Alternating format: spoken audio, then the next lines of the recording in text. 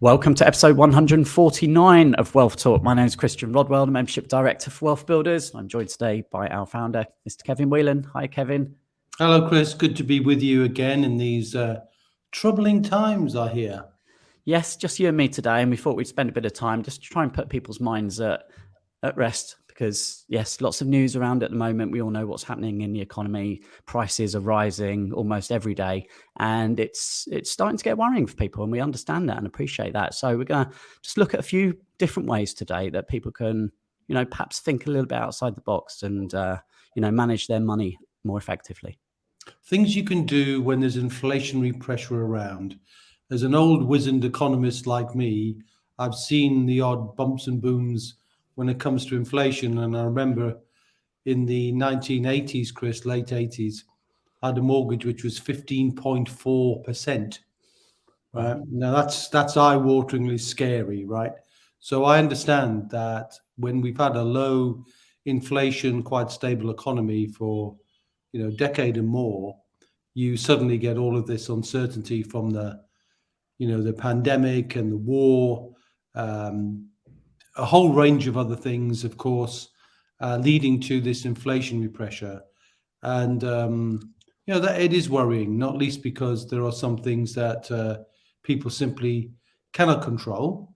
But let's talk about the things you can. Okay. All right. So we've come up with 7 points today, and we like the number seven. Number 7. But if you keep me talking, Chris, I'll probably hit a dozen. But we can have a go. Yeah. All right. So where should we start? What's the first point that people can take into consideration, Kevin? Well, look, I mean, the inflationary pressure is coming from certain things. Okay, so let's be clear that we don't need to be knee jerk, and I certainly won't make a tongue in cheek observations I've seen from others, which is if you're really worried about fuel, for example, there's lots of property owners who have started to ride bikes around their area to see properties and find properties that are much more useful. So, there's little things you can do just to almost enhance your wealth building skills. But I'm not suggesting, we go to digging our gardens and making allotments to buy food. Everybody buys an electric vehicle, although I think there's some value in electric vehicle and hydrogen is catching up. And I'm definitely not suggesting kind of knee-jerk things like that. But one of the things I would say is you need to look at things differently. So in a new era where the current, I suppose the new order is disorder, you've got to get your brain in a place that deals with flexibility. And the best way to do that is to start thinking about spending some money in current pounds for education, because education gives you wider perspectives. Education, wherever you get it from, gives you more options, more perspectives, different ways that people can help you make a distinction. And those distinctions, as you know, Chris, are one of my favorite ROIs, the one relationship, opportunity, or idea from a complete transformation in your wealth. And what we're looking for now is to be sensitive to those ROIs. So investing in some education now, and it could be online, it could be free education, doesn't have to be paid for, but that you can use that education to take advantage. In an inflationary economy, you've got to be productive. You've got to produce something. And this is the essence in inflation, because things which are static will devalue. The money in the bank will devalue. Your money undeployed in your pension will devalue. The money in your property, just left there in equity, will devalue. So the thing to do is to think about ways to be more productive, and that productivity starts here. Yeah. And we've said many times before on previous podcasts, it's about thinking like an entrepreneur, becoming a value creator. And I guess there's two sides to this today, isn't there? There's reducing costs and being sensible in certain areas, but then also increasing your value.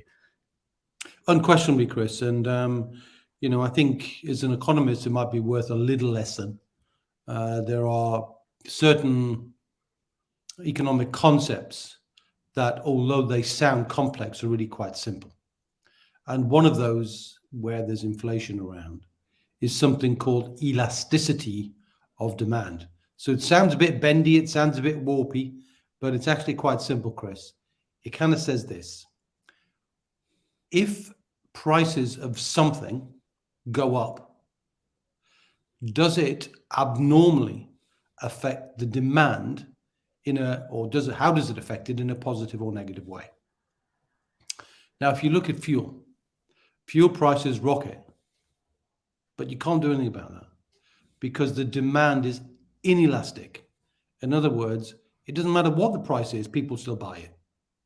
So one of the things you could be doing is thinking, well, okay, if I'm going to be investing my money, and I believe there's a long-term trend in inflation, look to invest in equities in those things that will be relatively inelastic. So certainly energy, you can imagine, you could just play your own mind about where there's strong elasticity or where the price goes up and nobody would buy it, compared to things when the price goes up, you still have to buy it. So we still have to buy fuel, we still have to buy in all different types. So you might be thinking about, well, let's look at alternatives. I'm not making a recommendation of what people should do here. I'm just saying it's to get the gray matter tested and start looking at, if you're investing money, you're already investing, unless your money is outperforming inflation.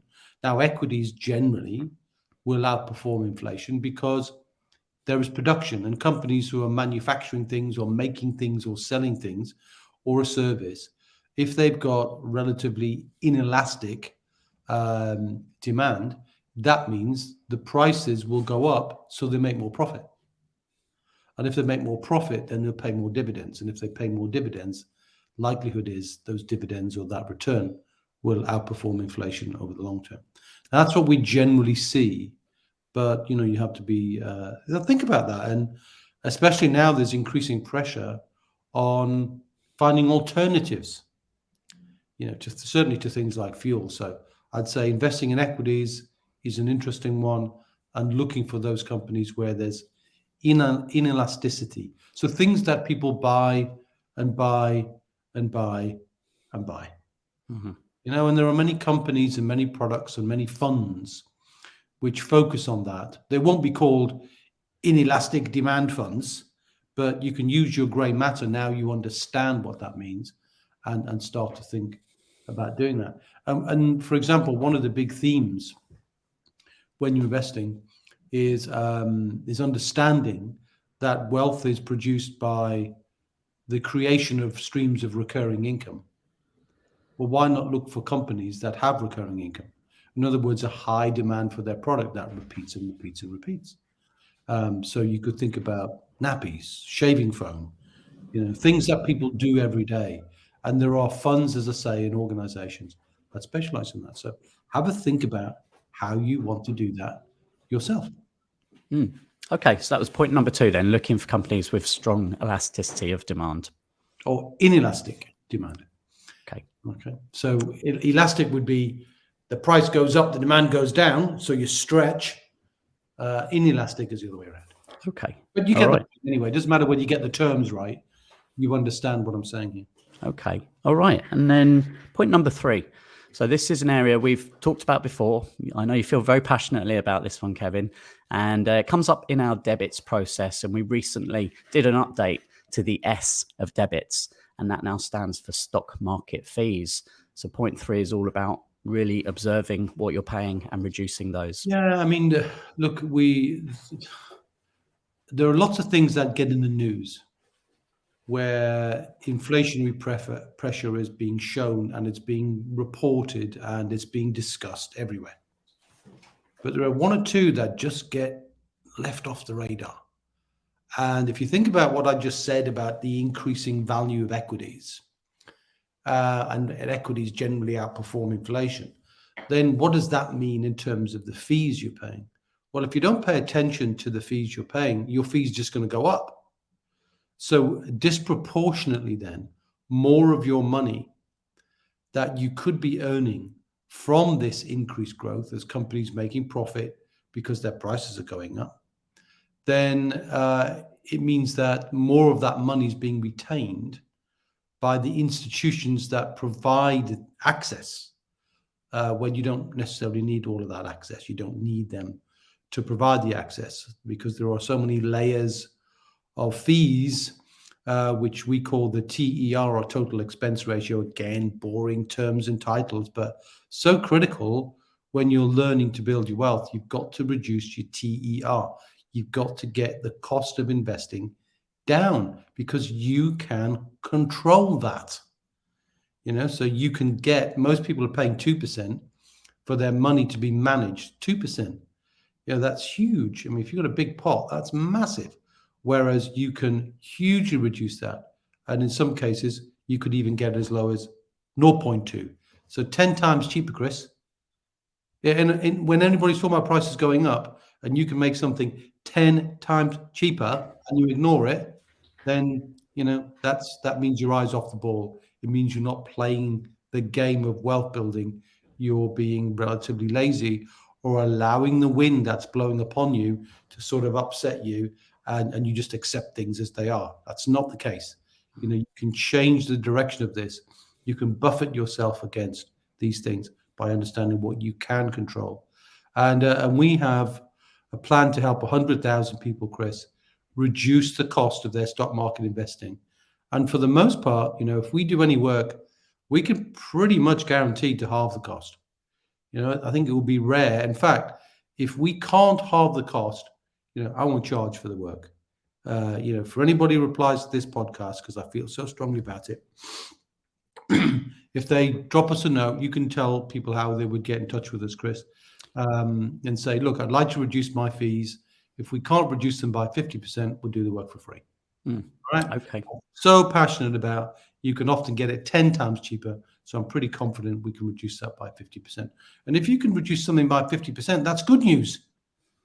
In an environment where there's so much bad news, why wouldn't you do that? Yeah. I tell you why. People generally get lazy. Yeah. Well, definitely drop us a note, hello@wealthbuilders.co.uk, title Reducing Your Fees, and we'll get onto that one for you. Yeah. And we're talking, broker fees, platform fees, professional fees, all of those areas. Yeah, there's just layers of them, and we can bore people with the layers, but the easiest thing to do, we can do it, is just find out, because we've got an advisory team who can do that work, can find out what your TER is and say, these are the fees you are paying. Would you like to pay 50% or more or less? Yeah. Okay. All right. So point number 3, they're reducing your stock market fees. So point number 4. So this one's about maximizing tax relief, I believe. Well, if you think about, again, the bad news, if you can get some free money, right? If somebody gives you some money, that's good news. So tax relief means you're putting some money in, and usually when you put money in anything, you've had to pay the tax before you get it. Stated differently, if you're an employee and you save some money, then the money that you save, you pay tax on it before you save it. So while it's sensible always to minimize the tax you pay on anything, so definitely make use of tax shelters. So use your ISAs, use your national savings, use everything that's tax-free. Tax-free, though, just means the future growth is free of tax. But you can get tax relief, which means you get tax back. So you're getting the government to actually give you money.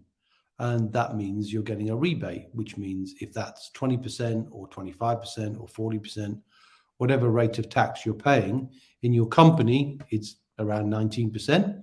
If it's personal, it's going to be the basic rate or the higher rate. Now, if you can get the government to give you that tax back, why wouldn't you consider that?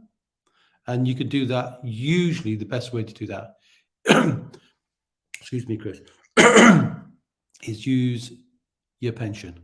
So it's where so many people get excited about using the SAS pension or a SIP pension if you're employed. Either way, use the tax relief where you get the tax back. And then if you imagine you're a company and you get 20%, give or take, tax back, and then you invest that in something you think will make you money, and you've chosen that well, then you're going to get at least that enhanced money invested as well. So that money's going to work for you.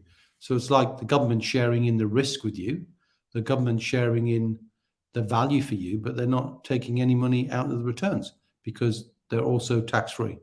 So I would definitely say revisit what you have in your pensions and start to think about the three things then. Get some tax back, choose the right investment, pay the lowest amount of fees.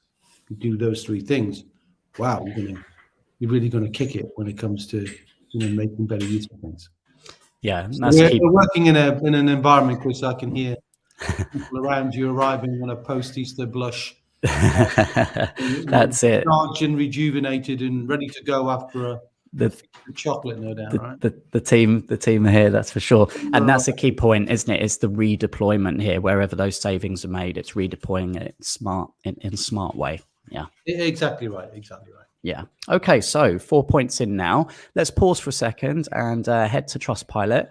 And we haven't read out a review for a few weeks. So I've got one here from Richard who says, absolutely no doubt about it. I'm so glad that I'm now part of the Wealth Builders community. Every contact I've had with any member of the team has been a kind, professional, and keen to help me sort of interaction. The podcast topics delivered by Christian and Kevin are very informative and really do help me learn so many new things about building wealth, and they educate me on how to protect my wealth too. The seeds are sown and I will be nurturing them to maturity. I am inspired and ready to learn so much more. So Christian and Kevin, keep on doing what you're doing and keep teaching us all. That's almost a novella. That's a little essay, which is very elegantly strung together there. I think thank you, Richard. We need to talk to Richard because I'm so pleased we're helping him in a way that he's willing to share. So yeah, great. Yeah, no, really good. Appreciate that. Okay, so moving on now. Number 5. What do we hear then, Kevin? Well, look, when people see prices going up, there's a temptation, isn't there, to panic. And one of the things you can do is you can consider two strategies here called hedging and banking.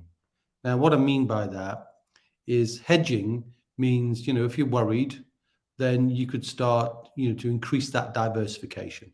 So hedging your money means, if you're worried about, let's say you take a different view and you're worried about your equities or you're worried about returns, we're talking here about invested returns, then what you can do is take stock again. So do a stock take, press reset, look at what you think the world's going to do. And if you want to diversify, you can hedge. And hedging takes a number of different formats. And it always demands more knowledge, Chris, because you can't hedge if you don't know what a hedge is. If you think it's just something for clipping, it's not really going to work for you. So hedging is about diversifying in a way that says, hey, I've got too much money in this area. I'm going to take some of that money out to reduce my risk and diversify. This is the key. So you want to reduce your risk and diversify. Now, hedging basically means you don't want things working in the same way. So just as we talk about wealth building is about multiple pillars, when we work with business owners, we talk about creating multiple streams of recurring revenue in their business and outside of their business, of course. But it's all about diversification. So most people, though, seem to have their wealth over-concentrated, well, obviously in the stock market. So the way to diversify for that is just to look at alternatives where you think there might be something different for you that you think could work. Now, again, Chris, I'm not recommending anything, but I can see there's been an increase in demand for gold.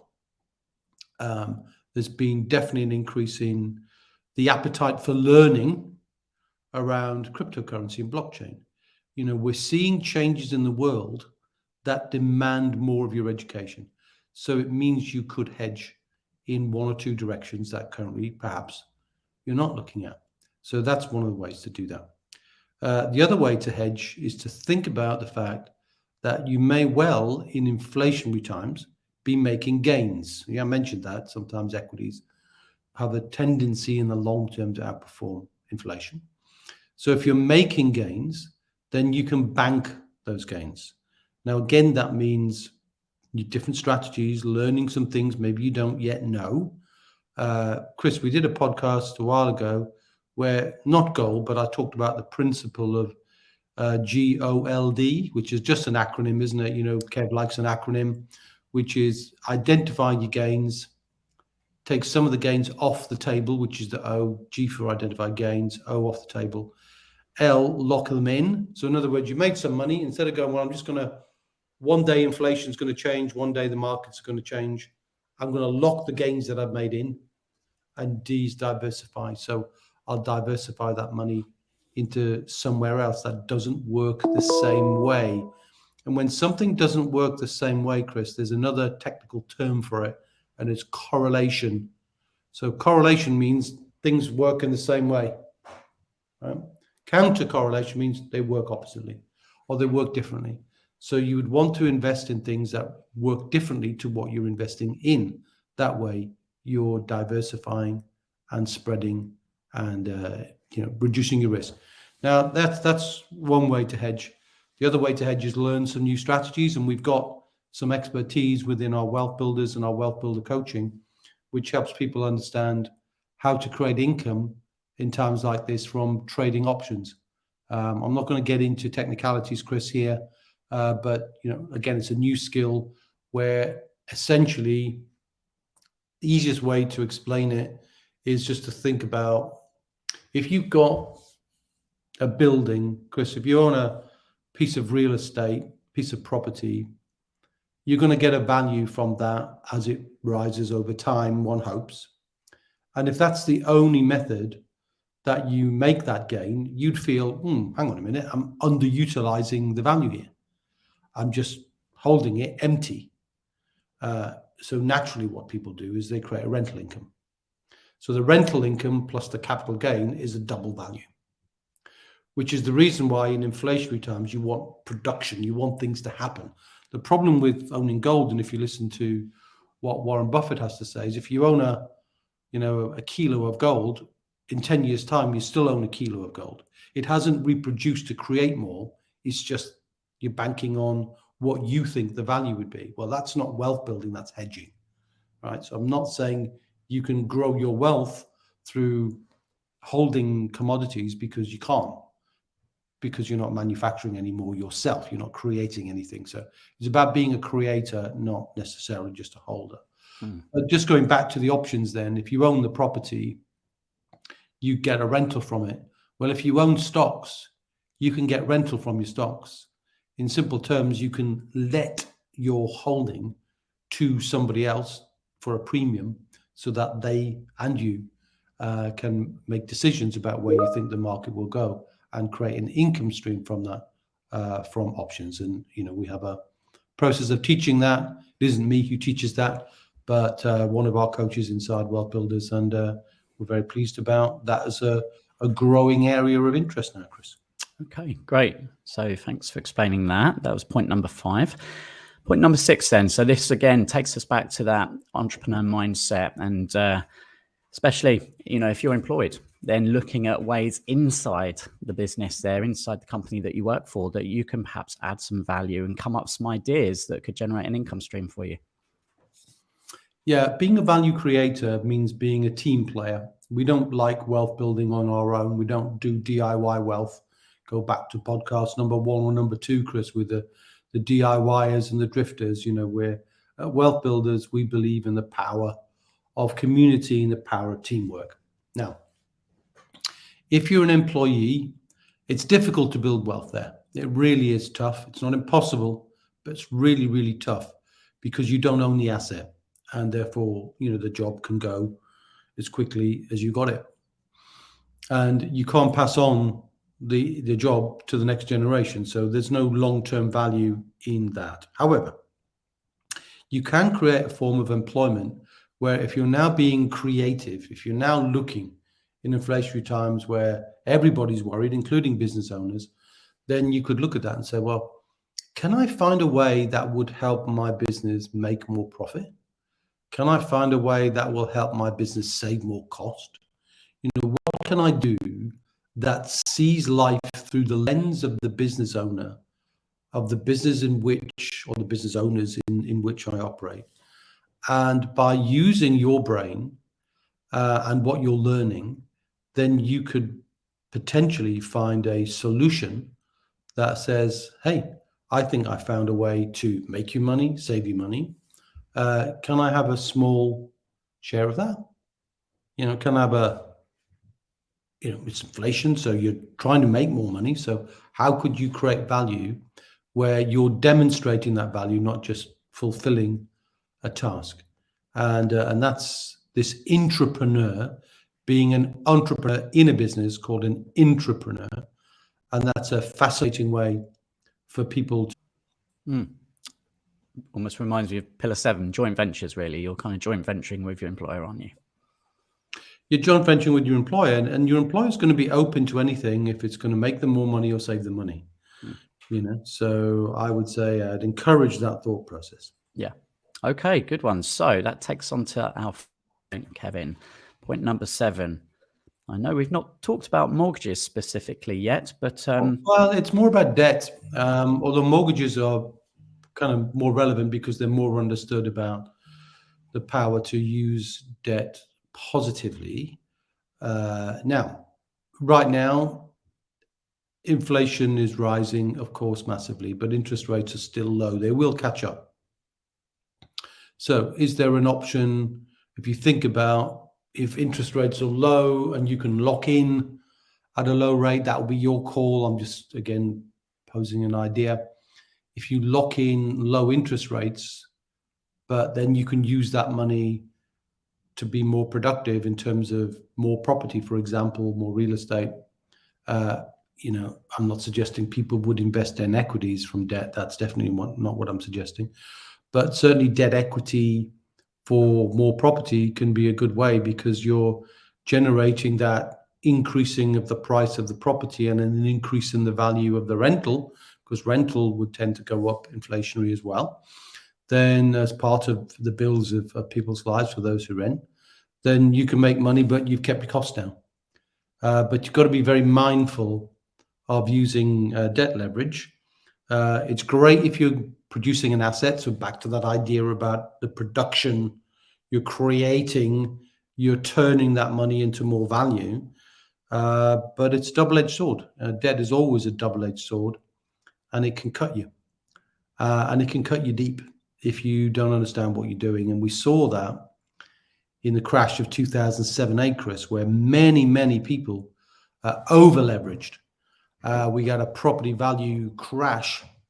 And again, like most of the things we're seeing these days, they come out of nowhere. They're not widely predicted by any economist, and certainly not me. And if you get in a situation where you've overgeared, which just means you've got more debt than you've got value, then many people went bust. And essentially all that property was, the debts were called in by the banks, and the banks just wanted to protect their position. So they weren't trying to seek out the maximum value for the property owner. They were just making sure they got their debt paid. So it's a double-edged sword, Chris, but if used well, then in the good use of low-cost debt in an inflationary economy can be a good way to get more power to the value of money that you have access to. It's not your money, you're borrowing money, but nonetheless, you're using that to good effect. So it's worth considering that, and it's definitely worth considering where you feel interest rates will go and reviewing with your mortgage broker. If you don't have one, let us know. We'll connect you to one who understands the power of regularly discussing where you are on your debt equity. And we encourage everybody that we talk to stress test anyway. So, you've got property, you owe X, what's that debt equity level? So if your property portfolio is worth $1 million and you owe 750, you're 75% debt equity. What's your objective? Do you want to get that down to 60, to 55, to 50, to 40, to reduce your risk over time? And you can do that over time, but it could be a very powerful injection to get you going to borrow debt when the cost is low in an inflationary environment. Okay, and probably worth mentioning as well, your book, Save a Fortune Fast, Kevin. There'll be some very helpful advice in there, and we can link to that in today's show notes. A free copy and for that's anyone who wants that. free. Yeah. So, I mean, that book was written in 2004, Chris. But the principles apply today. Just the examples of interest rates will be slightly different, just because when you write, you need to write in the current context. And I think the lessons are definitely worth picking out from there. I think there are 12 secrets to how to massively impact. Well, as I said, save fortune, how to completely eliminate your mortgage loans and credit cards fast. Now, that happened to be my strategy because I wanted to be certainly mortgage free as far as my own home was concerned. But I have used debt leverage, but I use it sparingly. Okay, fantastic. Okay, so just a quick summary then of our 7 points today. So number one, about getting education now, old pounds, to get value in the future. So $4. Yes, depending where you're listening from. Two was all about that inelasticity. So looking for companies with strong inelasticity of demand. Yeah. Point three was reducing stock market fees. Point four, we were talking about maximizing your tax relief there, was getting money back where you can. Point five was considering hedging. Then point six was talking to an employer, seeing if there are some opportunities to create some additional income streams and to benefit from that. And then our last point was really debt leverage at lower interest rates, if you can help to create, productive assets from that. Yeah, and don't forget, you made a good point, Chris, about the point 6 there, the one with the employer. You could equally look at other businesses because, in the latest book that I've written called The Wealth Coach, which is about creating recurring income in a business, you can become what we call a gateway, which means you don't actually own the business, but you can see a niche business area. And you can become a kind of conduit to, people coming together, and then you could create something that was inflationary themed in the same way as, we use Martin Lewis as the example there, don't we? Where he doesn't have a business. I mean, he's not a bank. He's not an insurance company. He doesn't do any of these things. He basically brings the idea of the money saving expert. I help you save money. Well, you could become the inflation expert. You could create ideas that then pull together into some form of curated website or an article or a blog or something that says, the 10 different ways business owners can make more profit in inflation. You can just see life through a different lens, and the more that you exercise that muscle about seeing things differently, the more creative and the more wealthy ultimately you become. Yeah. And if anyone listening has got some additional ideas, please, give us some feedback, send them through to us, and we can share those on future episodes with everyone. Nice one. Yeah, great. Well, thank you for listening today. And Kevin, we will catch up same time, same place next week. Until then, my friend, see you.